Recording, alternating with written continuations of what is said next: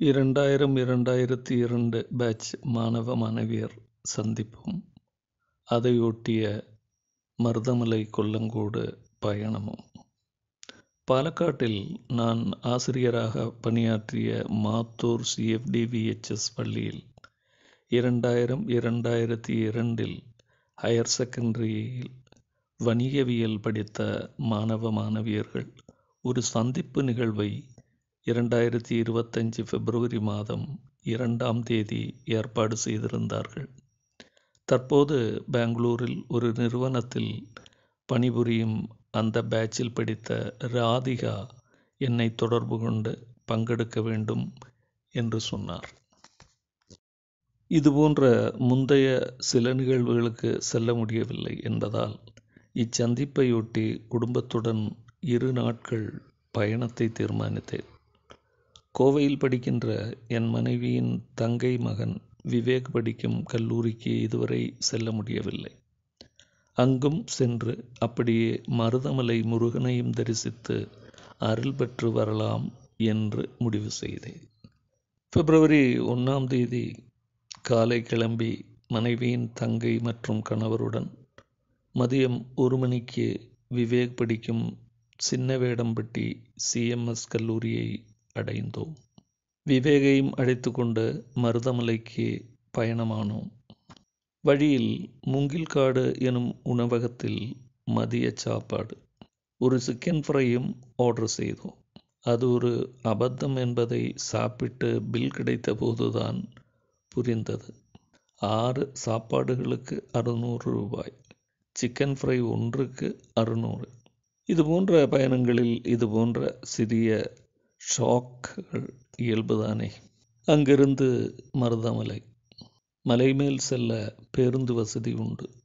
அதற்கு கியூவில் நின்று டிக்கெட் எடுத்து பயணிக்க வேண்டும். காரிலும் நேராக செல்லலாம். எனவே மலையில் பயணித்தோம்.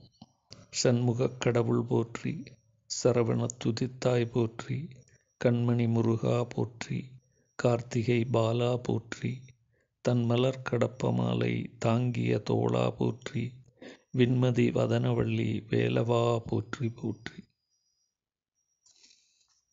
மதிய நேரம் என்பதால் அதிக கூட்டம் இல்லை. இறை அருளால் நல்ல தரிசனம் கிடைத்தது.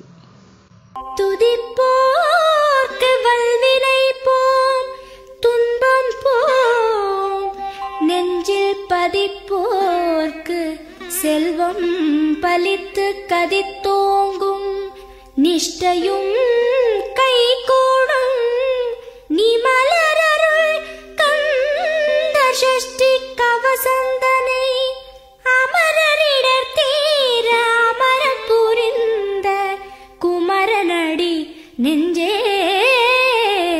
குறி.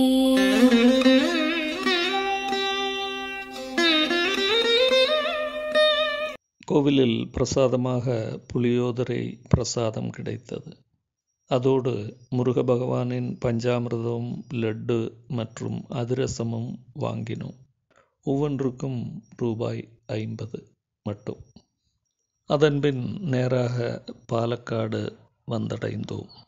அங்கு PWD தங்கும் விடுதியில் ஏற்கனவே அறை பதிவு செய்திருந்ததால் செக்இன் செய்தோம். அதன்பின் பாலக்காடு கோட்ட மைதானத்தில் உள்ள ஹனுமான் கோவிலுக்கு சென்று தரிசனம் செய்தோம். பிரசாதமும் வாங்கி சாப்பிட்டுவிட்டு அறைக்கு சென்று நல்ல ஓய்வும் உறக்கமும் எடுத்தோம். மறுநாள் காலை 7 மணிக்கு எல்லோரும் குளித்து ரெடியானோம். அறையை 11 மணிக்கு செக் அவுட் செய்ய வேண்டும். மகள் கொல்லங்கோடு செல்ல வேண்டும் என்று சொன்னதால் கொல்லங்கோடு நோக்கி பயணம். அங்கு கொல்லங்கோடு வியூ பாயிண்ட் மற்றும் சீதார்குண்டு கண்டு திரும்ப முடிவு. கொல்லங்கோட்டுக்கு செல்லும் அழகான சாலை, இருபுறமும் பாலக்காட்டுக்கே உரித்தான வயலும் பனை மரங்களும், அருமையான காட்சிகள். 8 மணிக்கு கொல்லங்கோடு வியூ பாயிண்டை அடைந்தோம். அழகிய வயல் வெளிகள், தூரத்தில் தெரியும் மலை. அப்போதே அங்கு ஏராளமான சுற்றுலா பயணிகள்.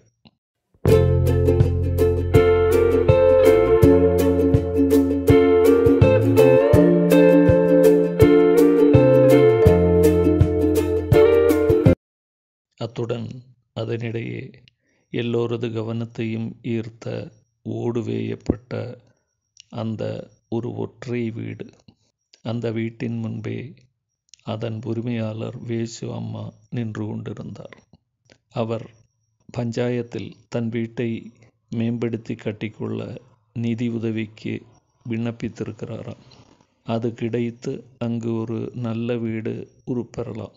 ஆனால் அதன்பின் கொல்லங்கோட்டின் வயல் வீடாய் மக்கள் மனதில் பதிந்த அந்த வீடு ஒரு பழைய நினைவாக மாறிவிடும். அங்கிருந்து சீதார்குண்டு நோக்கி ஒரு சாகச பயணம். பாறைகள் நிறைந்த பாதையில் பயணித்தோம். அதன்பின் மலை அடிவாரத்தில் காரை பார்க் செய்து 300 மீட்டர் மலையேறி சீதார்குண்டை அடைந்தோம். வசீகரமான சீதார்குண்டு அருவி. பெரிதல்ல, சிறிய அருவிதான். அருமையான காட்சி.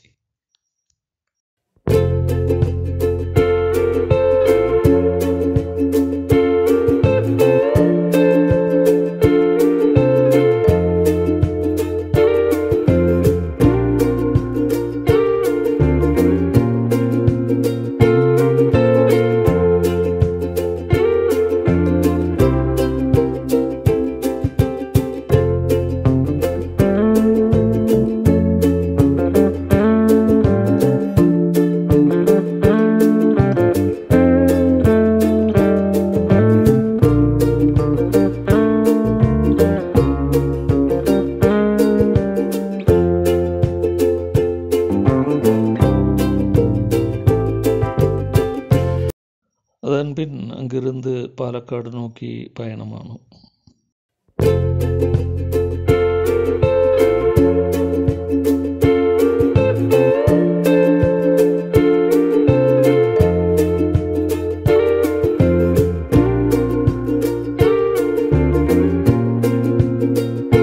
அறைக்கு சென்று செக் அவுட் செய்து டிபன் சாப்பிட்டோம். மற்றவர்கள் ஷாப்பிங் மற்றும் மலம்புழா கண்டு என்னை பள்ளியிலிருந்து அழைத்து செல்வது என்று முடிவு செய்து நான் மாத்தூர் பள்ளிக்கு பேருந்தில் பயணமானேன். 1995 முதல் 2018 மார்ச் வரை என்னுடைய ஒரு பாகமாக இருந்த பள்ளி இப்போது இப்படி எப்போதாவது விருந்தாளியாய் சில மணி நேரம் வந்து போகும் ஓரிடமாகிவிட்டது. என்னுடன் பணியாற்றிய சக ஆசிரியர்கள், முன் முதல்வர் உன்னிகிருஷ்ணன் சார், பள்ளி மேலாளர், 2000-2002 ஒளிவீசும் கண்களும் பாசத்துடனும் புன்னகையுடனும் எப்போதும் வலம் வந்த அந்த மாணவ மாணவியர்கள் இப்போது நல்ல திறன் படைத்த அரசு மற்றும் தனியார் நிறுவனத்தில் பணியாற்றுபவர்கள், ஆசிரியைகள், சொந்த நிறுவன உரிமையாளர்கள், குடும்ப தலைவியர்கள் என்று எல்லோரும் அங்கு கூடியிருந்தார்கள். ராதிகா எல்லோரையும் வரவேற்று பேசி எனக்கு மொமெண்டோ வழங்கினார்.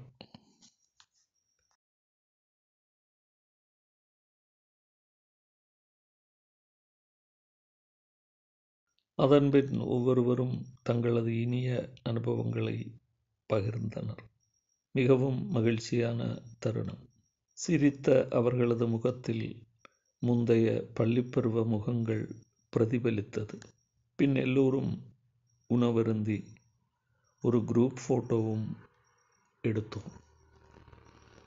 நான் நிகழ்வுக்கு செல்ல தாமதமானதால் வனத்துறையில் பணிபுரியும் மோகன்தாஸின் புல்லாங்குழல் இசையும் ராதிகா மற்றும் சக ஆசிரியர் சரோஜ்குமார் அவர்களின் பாடல்களையும் கேட்க முடியவில்லை. ஆனால் வாட்ஸ்அப் குரூப்பில் பகிரப்பட்ட அவற்றை பின் கண்டு களித்தேன். அப்படி பழைய நாட்களை நினைவுக்கு கூட்டி வந்த அந்த நாளும் ஓர் நினைவாய் மாறிவிட்டது. இனி இந்நாளும் நினைவில்தான். இங்கு எனக்கு ராபர்ட் ஃப்ராஸ்டின் கவிதை நினைவுக்கு வருகிறது. The woods are lovely, dark and deep, but I have promises to keep, and miles to go before I sleep, and miles to go before I sleep.